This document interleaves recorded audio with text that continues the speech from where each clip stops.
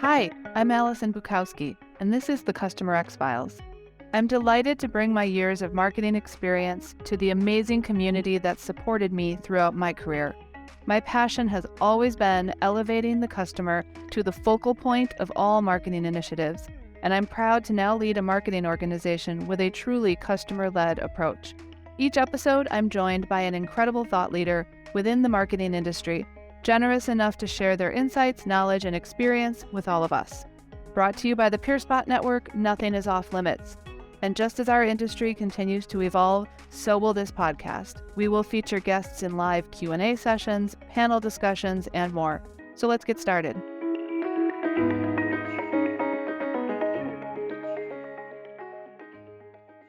Hello and welcome, everyone.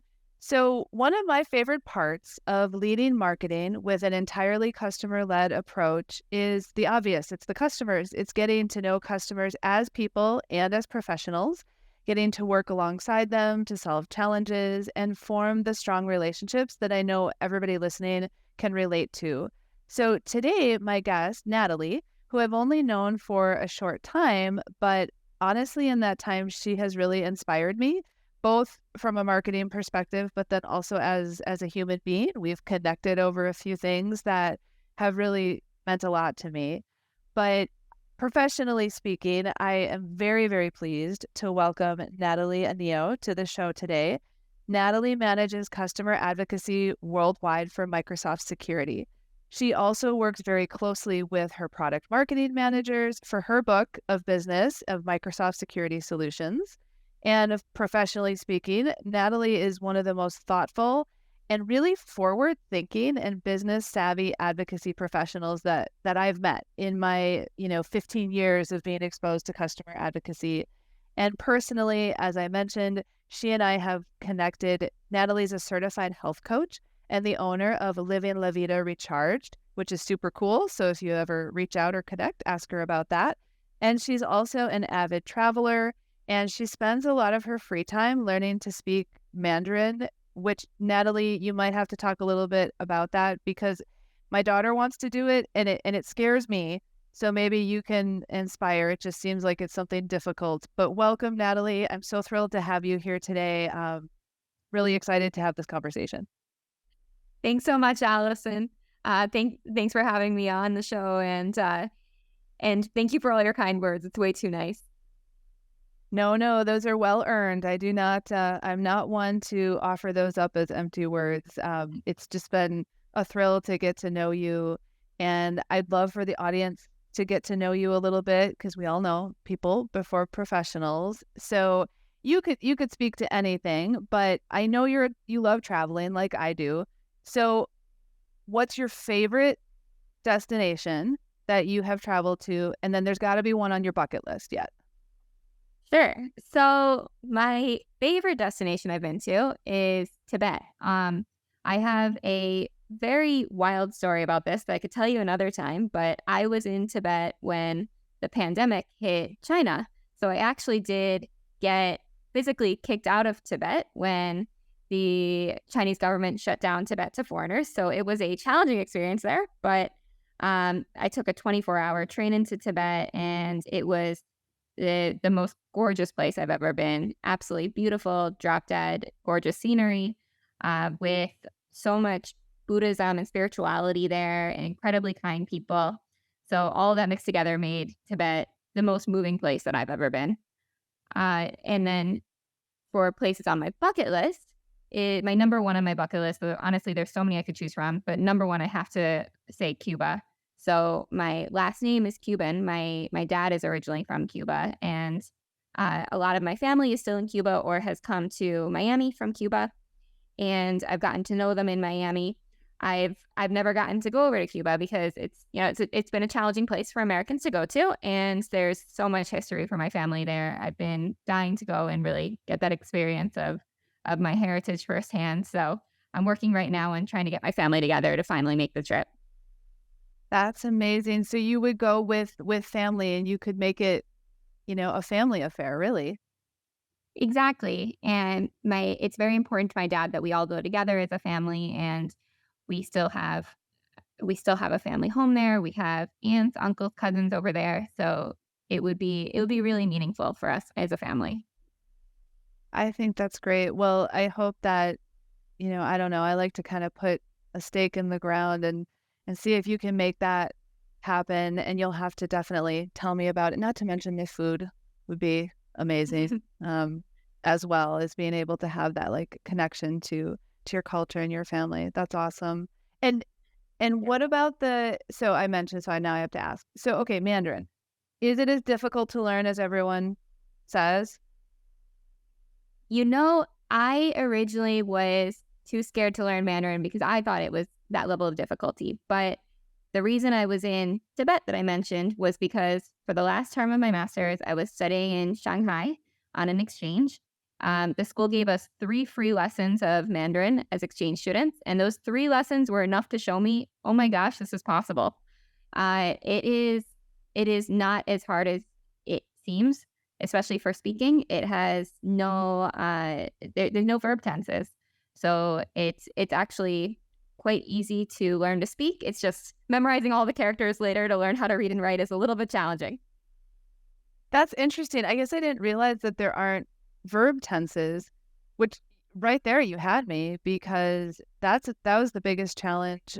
So I can't call myself fluent in French anymore, but at one point I was, and then also in Spanish, and that was always the thing that it's like, oh well, how do we get all these verbs correct? And my daughter's taking Spanish right now, and she's getting that. Remember when you start learning a language, there's that first exposure to why is it masculine and feminine? We don't have that here, and trying to remember those little things as well. So I think it's super cool that you're doing that. And it's funny, I didn't know that you were there over the pandemic. I wasn't anywhere as exotic, but we were actually in London. We were just talking about that, you and I, before we started recording, and we got the boot. We had to leave like ASAP. I remember standing in London's West End, walking up the stairs to a theater. We were going to end our trip with to see Wicked. We thought the girls would enjoy that, and they shut everything down at that moment.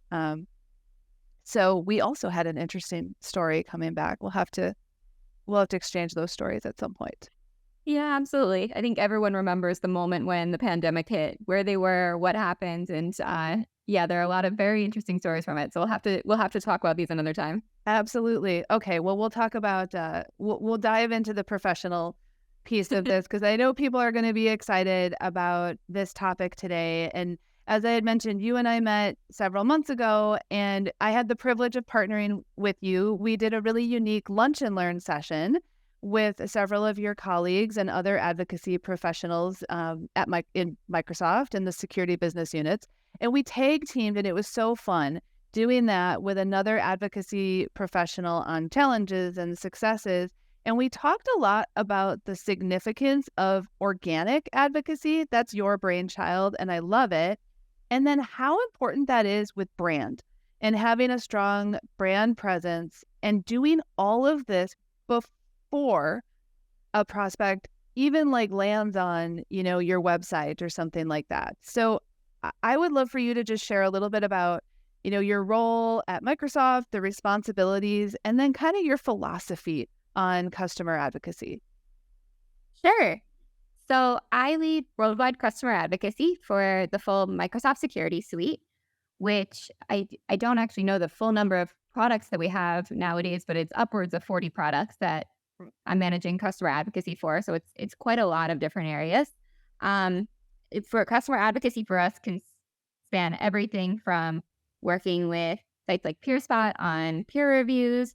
It can cover customer case studies, event showcases, videos, one-to-one customer reference calls, all of the above. So many different areas of advocacy. It requires me partnering with sales, marketing, engineering to be able to identify the customers that should be advocates, as well as to be able to work to really tell their story with them. And then when you ask about my philosophy, there's so many different things I could say there, but I think the biggest things to me is that people need different proof points of advocacy, different parts of their journey, and in deciding what to purchase, and at the same time also advocates who have been using our products for a long time want to be able to tell their story.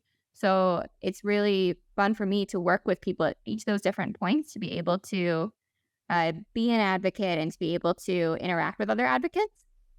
But to me, advocacy, what I've learned is that it's so relationship based because I used to work with advocates on just creating a single case study and then the relationship would end there.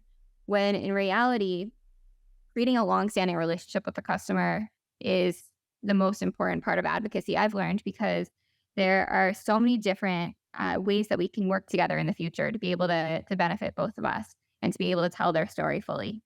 And so as part of that also, it's so important to me when working with advocates that I always remember that when we are telling their story, the advocate, their company is the hero of the story at all times. Where Microsoft, I always want to remember that Microsoft is just helping them do the great work that they do.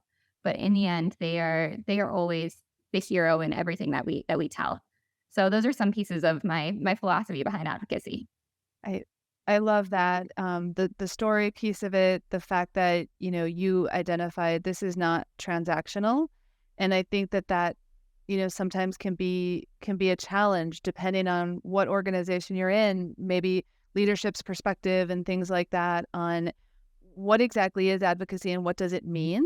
Because it can mean a lot of different things for different people, and I think that that's especially true when we look at organizations and not only the types of organizations but the size of organizations as well. And I know you and I have talked about, we both, you now in your role with Microsoft, and I've been in the very large Fortune organizations in the past as well. So curious, because for those who are in big organizations that are listening, what have you found most helpful in your role, in a large enterprise? And then for those that are not, I'm often asked, well, how do they do it in the mega enterprises, navigating multiple like business units and product lines? So give us a little advice on that. What have you found most helpful? Yeah, absolutely. So prior to this role, I had never been in an organization of this size. I think there are only so many organizations of this size on the planet. And in the last 3 years, it's been a lot for me to learn and to adjust to. But I think two of the biggest things that I've learned are one, the most important thing is to really truly create priorities, and I think that's important in any role that you have. But for example, when I'm managing the advocacy of over 40 products, that means that there are product marketing managers for each of those different products. There are engineering teams for each of those different products who each want their product to be the priority, of course.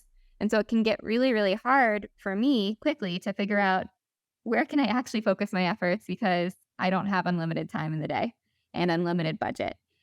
So I've learned to look at what our sales teams selling this year and focused on selling this year. Learned to look at how are we really communicating the value of our brand and how do we tell that story? Where is the industry focusing most right now? So I'm trying to get together the pieces of where are we really going to need advocates this year and where are customers going to be most looking to talk to other advocates. And so that's been really, really important. And I think the other piece is in an organization of our size as well, you can end up very quickly working in just your silo because, for example, Microsoft Security is already multiple hundreds of people. So I would say I spend most of my time just working within Microsoft Security, but I have to always remember that a customer of ours is likely working with all the other areas of Microsoft's business as well. Many of our customers are customers for a lot of other areas. So it's really important for me to form relationships with the people who are leading advocacy in other areas of the organization too, whether it's Microsoft Azure, Microsoft Teams, Microsoft Surface, and what have you, all those different areas, because in the end, we want to provide a unified experience for the customer. And in reality, we also we may have each learned different things in how we've taken our approach to advocacy, and we can each teach one another things as well. So those are two things that I've learned that have been really important in such a large enterprise. And how do you and I hear you, and it's bringing back a lot of memories for me. I think at one point I had counted, and there were, on average, about 100 different people in any given week that I could work with, being in such a large organization. I love that you talked about, two things that I don't care where you are, where you sit, or who you work for: prioritization, understanding goals, and then relationships, right? How what have you found, digging a little deeper, have you found valuable when it comes to that kind of prioritization? And I would assume maybe you run up against, I know I did, everyone thinks that they're a priority. How do you kind of handle the pushback when you need to do that? Yeah, honestly, it's the most challenging part because no matter what, you're going to be letting someone down and making someone unhappy because there's only so much that you can do. So that's why I try to base it in things like I said of like figuring out what are the three things, for example, that our sales team is focusing on number one to sell this year, or what are the areas where we're most expecting to see growth in our business, or what are those key topics in the industry right now. And by being able to give clear give clear answers on why these are our focuses and put true business impact behind it, I find that that's the easiest way to be able to deal with some of that pushback and be able to base it in, well, this is what's best for our organization, and this is what our customers are caring about most, because in the end, it comes back to what when you're doing advocacy, what are the customers going to be looking for? We want to be creating advocacy materials that our customers are truly going to be using. And so those are the biggest things that I use when dealing with that pushback. I like that. And I would add to that, you had mentioned, the customer experience. And I think that that's a big piece of it, because customers don't understand business units.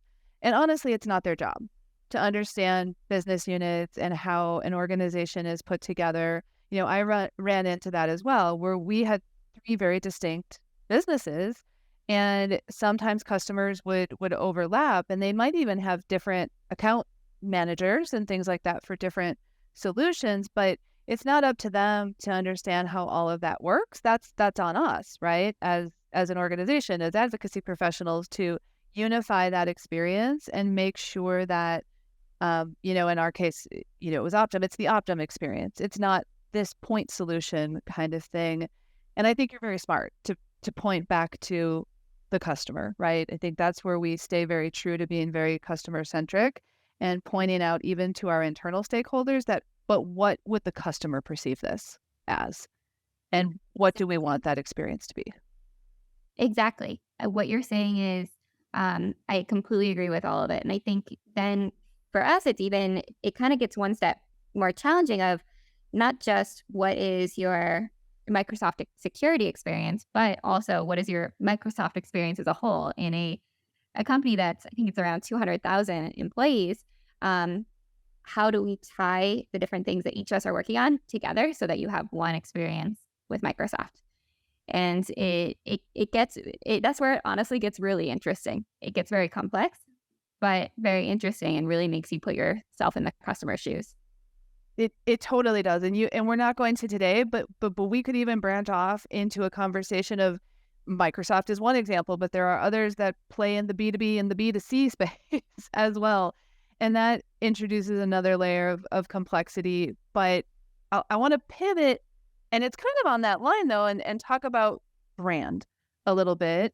And this is a hot topic. I'm very fortunate, as you know, because you and I have connected this way, but I get to talk to a lot of our PeerSpot customers and hear about, what are some of the challenges, what are the things that they're tasked with. And it's interesting because as an advocacy professional, we don't always think about brand as falling into our responsibility list. But I typically then talk to all marketers, and you don't even have to be a marketer, the entire organization. We're all in charge of brand. How that is, brought forth, how people interact with our brand, how they perceive the brand. And Microsoft is obviously a huge brand. It's a very well trusted brand in the marketplace. So, why do you think, why is this so important, this whole concept of brand awareness? Yeah. So, like you said, the brand means trust. That's that's when you know a brand and you're familiar with them and you like them, it puts trust behind it. And probably my favorite part of being in this role in advocacy is that I truly get to talk to customers one on one almost every day and get to hear how they feel about working with us and how they feel about our brand. So, like you said, Microsoft is a really well known brand. I think you'd be hard pressed to find anyone in the world who hasn't heard of the brand. But Microsoft Security has only been around for a few years on its own. I joined the team about 3 years ago, like I said, and Microsoft Security was a very young brand at the time. So if if you're the average person in the world who may not be in the cybersecurity space, you may not even know that Microsoft exists in the cybersecurity space. And we often call it the biggest startup for that reason. I can't even tell you the amount of massive growth that I've seen in just the 3 years that I've been here in the number of people working in the organization, the investment, the evolution of the products. We're releasing new products all the time. And all those need to gain awareness. They need to gain market share. And we're also not in an industry where we only have two or three competitors. There are hundreds of competitors in this industry, and there's really stiff competition. We each have a fraction of the market share. So we're competing on 40 plus products. And the brand is so important because we we've been lucky as a company that's come up in this area that we have the Microsoft brand behind us to give us that level of trust.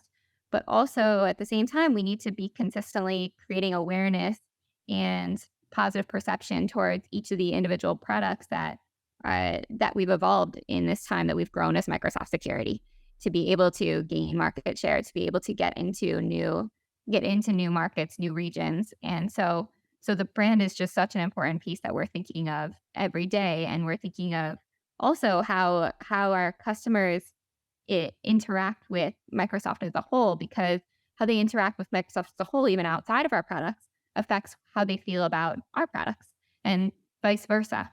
So it's something that comes into our conversations constantly.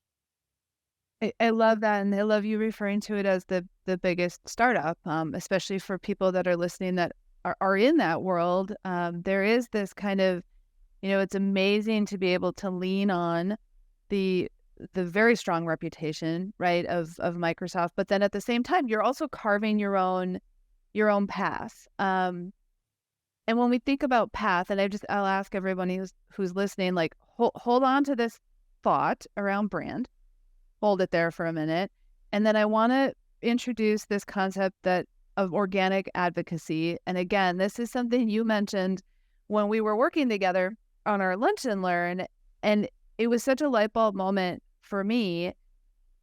So let's start with define it, Natalie. So what did you mean by it when you mentioned it? And then we'll talk a little bit about it. Sure. So I think I just mentioned this term one day, and I know I glommed onto it and I stole it, and I love it. Thank you.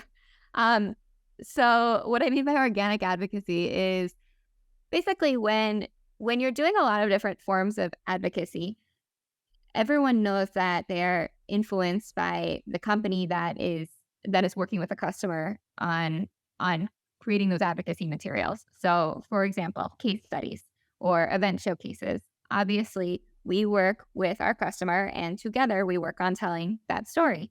And we want it to showcase them, but also to be able to showcase our narrative and our goals as well. And everyone knows that when you get on a customer to customer reference call, when you're trying to decide which product to purchase, you're well aware that the customer that you're speaking to has been recommended to get on that reference call with you as a happy customer. So we all know that these different pieces are also influenced by the company who is managing that advocacy, which creates a huge need for advocacy that is completely uninfluenced and that can be provided literally at any time, and also by anyone who's using the product, because in reality, a lot of the other forms of advocacy that we do, like I mentioned, case studies, videos, event showcases, reference calls, they're typically with the business decision maker. But I know, for example, when I was early in my career and I was using different products every single day, the people who are using those products every single day are not necessarily the business decision makers and can truly explain what it's really like using them.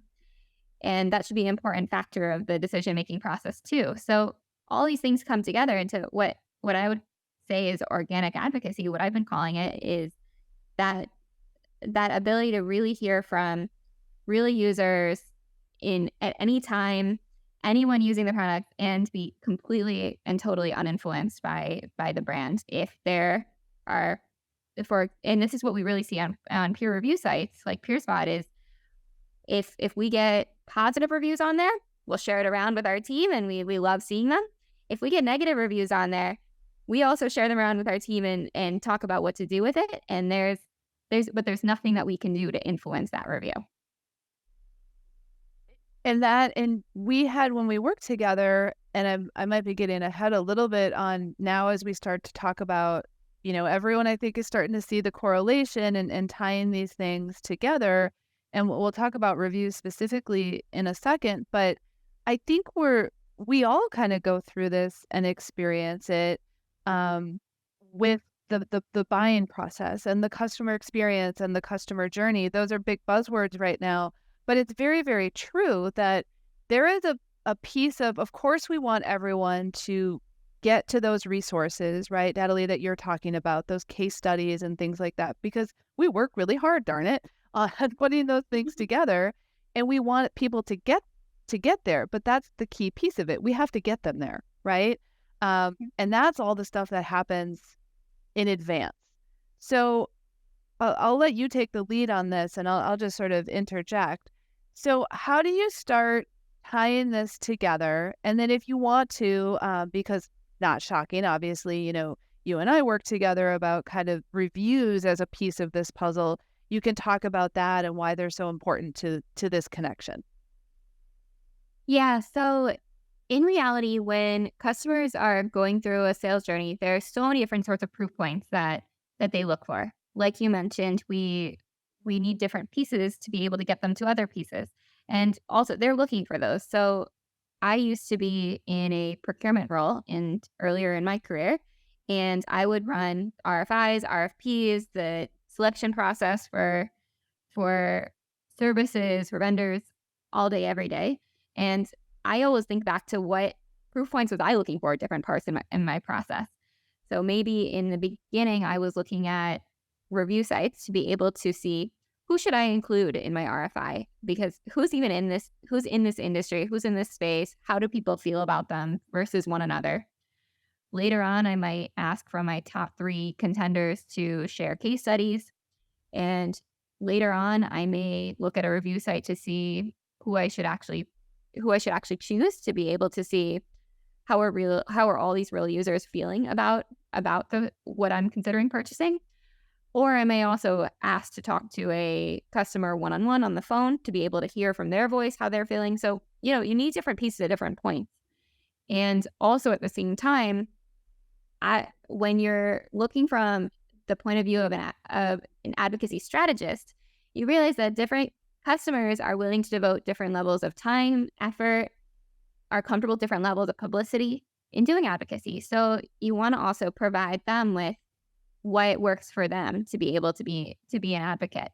So reviews are really important in this whole piece. As I mentioned, is they fit with very important points in the sales funnel, but also they're really a great view into how customers truly feel, like en masse. You can have hundreds upon thousands of reviews, so you really get a big quantitative view of how people feel. I think in reality, when you're trying to decide what to purchase, and in that selection process and who to even look at, it's really, really hard if you haven't worked with these different suppliers before.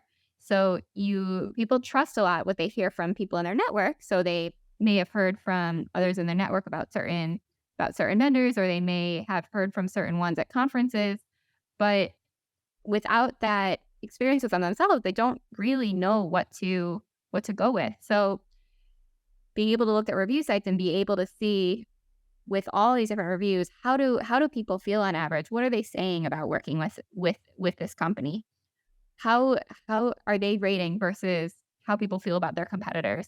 All of that I think is just such an important point of reference in making that decision process, and really lends a lot to that process that people don't otherwise have.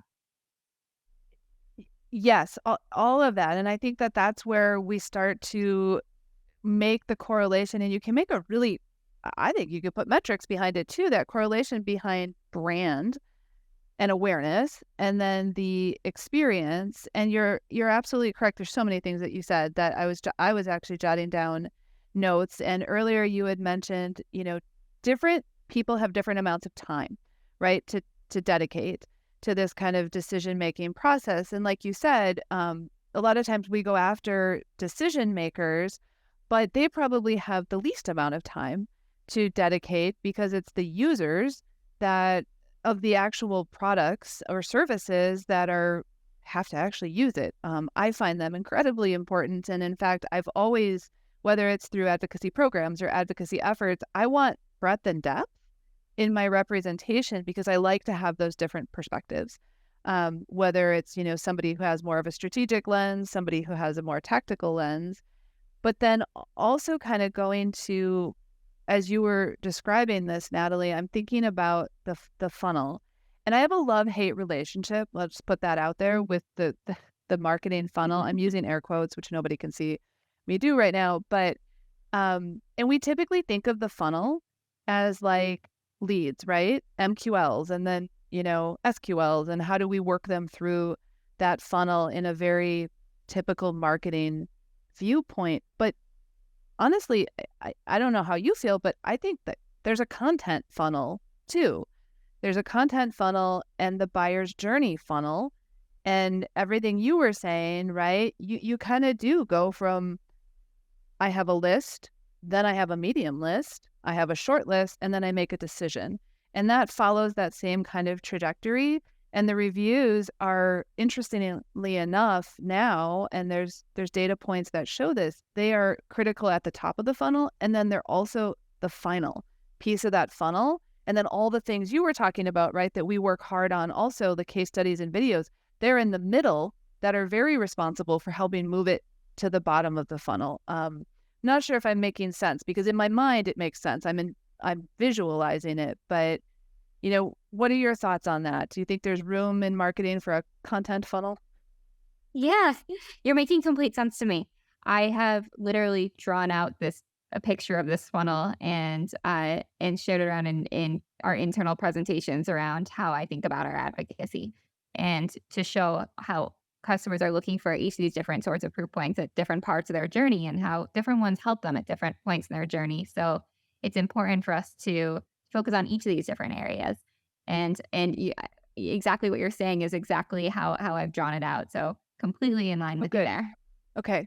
So it's not like completely like unique and innovative, but I'm not crazy. You and I will have to we'll trademark it. We'll, you know, make $1 million, and then we can go travel the world and we won't have to worry about our day job. But until that happens, back to brand. Yeah. Yep. So why is it so important then to have the brand at the center of the conversation? Especially for those conversations like that you aren't even part of as the organization. Yeah. So, like I said, I always bring myself back to when I was in that procurement role, All and RFPs. exactly so many RFPs, and trying to decide who do I include in it, and who then do we choose to purchase, and how hard it was to make those decisions with a limited amount of information. So I bring myself back to thinking, hey, we can't expect that we're necessarily in every potential customer's uh, selection, like choice set at the beginning. And and even further, we can't expect that every person is just going to our beautiful website that we've worked really hard on, because in reality, they may not even know to go there. So many people are doing what I used to do, which is literally going in a search engine, typing best, insert product category, seeing what comes up, clicking on links. And so, for example, may see PeerSpot being one of those on the first page and clicking into that and then seeing our brand among the companies on that list. And so it's really important then that they've heard of our brand before. So yes, we are lucky that we have the Microsoft piece, so they've at least heard of that piece. And it's really important for us to then grow the brand of each one of our products so that they even more so recognize that, and we're already potentially in their selection criteria. But also that we're creating such a good advocacy experience for our customers that when someone gets to a page like that we are already, highly ranked compared to our competitors, that people are saying great things about us and all the things like that. Because in reality, those are conversations that we're not a part of, but we want to make sure that we're reflecting positively when people are having those conversations within their company. Absolutely. And let's just to clarify, and that's really, I think, where the organic piece, right? That's where that tag got attached to advocacy is like literally organic search. Um, so hats off, to those marketers who work hard on SEO and things like that. But that is now what we're seeing with content, that like reviews those are floated up to the top because of the content that's available there. And it's interesting because you were touching on, right, like when you're not there to be a part of the conversation, but you want to be a part of it. And one of the things when I worked for United Health Group, we had our core values, and one of them was integrity. And I think it's incredibly important. But what I liked about it is the fact that we had defined it as, what people say when you're not in the room. And I think that's exactly what this is, to just sort of personify it a little bit, right? We, as people, we all want to be thought of as having integrity, and the same is true for our products and services, so that when a conversation comes up, and hopefully it's a positive conversation, you're a part of it and you don't have to actually be there. And I think that's the intersection then of all the work that goes into advocacy and then having a really strong brand. And I just love when they come together. And I think for the first time in a long time in marketing, and it's great for advocacy professionals, we're a huge piece of that, of making that intersection happen. So, I of course am, a bit subjective, but I really do think that that's happening. And I think everything you're saying and we're talking about here, these are the proof points of how that's happening. Exactly. And we also, because we're talking to customers so often, or hearing from customers so often, I think we also get a lot of great information around how customers feel about our brand, and are able to then funnel that back to the internal teams to be able to work on areas of opportunity as well. And so we're a really important part of those conversations, like you said. Absolutely. And we could, like we already identified, there's several, forks in the road here that we could go off on and keep this conversation going. But I, I want to respect your time, but I won't let you off the hook without answering the final question that I always ask of all of the guests.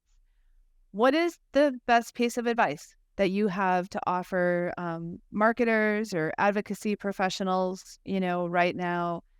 What would you say? It doesn't even have to do with brand if you don't want it to, or advocacy, but go for it.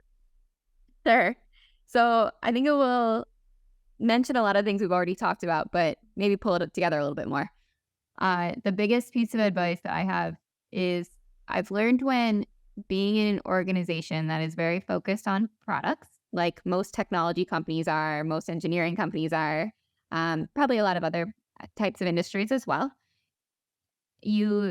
Because you focus so much on building those specific products, a lot of the times people think about telling your story from the perspective of those products, of, this product is great. It has these great features that were really hard to build and a real challenge. And like, look at what we've been able to build. But in reality, like you were saying before, is that's not how customers think about working with working with someone or purchasing something or using it. So the biggest thing that I've learned is to really shift away from that focus on products and to think about everything from the point of view of how is the customer looking at it? What kinds of use cases are they trying to solve? What kind of experience can we create for them in their busy day to be an advocate? How are they thinking about our brand? Just to look at everything from the customer's point of view and start there. So I used to work for a stockbroker, and I often put myself back in those shoes to think about how would I have thought about if I were to consider one of our products. How would I think about it? What kinds of questions would I have? What how would I be considering it in everything that I do on a daily basis? What would an advocacy experience for me look like that I would be comfortable with? That's really important for me, I think, for both advocacy and marketing in general, is to take that step back and always start with the customer. I I love that. And you did a great job of bringing that home and making it succinct. And the only thing that I will add on to that, going all the way back to the top of our conversation, because I know with multiple products, you work with either product managers, product development folks, or product marketing managers. And it's a really important stakeholder, right, for us as marketers and advocacy professionals. And sometimes I talk to customers where they have some challenges and struggles sometimes, but I actually think it's a really huge opportunity because you have two very different people with different perspectives and personalities, quite frankly, usually. Um, and being able to work together and translate, right, the amazing features and functionality of a product, and then have put our hat on thinking about the customer experience. And that's why I love that relationship, and why I think that the output of that is amazing when it's done well, and you have some really incredible customer stories. And when it's done well, they're incredibly impactful stories. So I I don't know. I Yeah. just see it as an opportunity, and I think it's fabulous. And I think everything you said is spot on as far as, we focus on the products, because that's what we're selling. And then it's our job to translate. We're also translators. All a day's work. Yeah, I All in it. completely. Yep. And I tied that back to like Mandarin and languages in translation somehow. That was completely not intentional, but there you go. I like it. This has been so fun, Natalie. I love these conversations. I especially love talking to you because I think that your perspective is so refreshing, and everything that you talk about is so thoughtful and, so intelligent when you speak to this like art form, really, of customer advocacy. So thank you so much for joining me, for being a part of the show. I really appreciate it. Thank you, Allison. Thanks so much for having me on. It's been so much fun talking with you about all of this, and really appreciate you inviting me. Absolutely. And thank you everyone for listening. Until the next time, we will talk to you then. Take care. Thanks again for joining us. Don't forget to follow me, Allison Bukowski, on LinkedIn, where you'll find information about upcoming episodes, Q&A sessions, and live panel discussions with our guests. CustomerX Files is brought to you by PeerSpot, the authority on enterprise technology. The PeerSpot Buying Intelligence platform is where tech professionals go to get the most reliable information on enterprise tech, so they can be sure that what they buy is exactly what they need. Powered by a community of over 650,000 enterprise tech professionals who share expertise, PeerSpot provides in-depth reviews, buyer's guides, online forums, and more, giving professionals the confidence to make the right buying decision. For more info, check out marketing.peerspot.com. And to keep getting this show in your podcast feed every time a new episode drops, subscribe wherever you get your podcasts.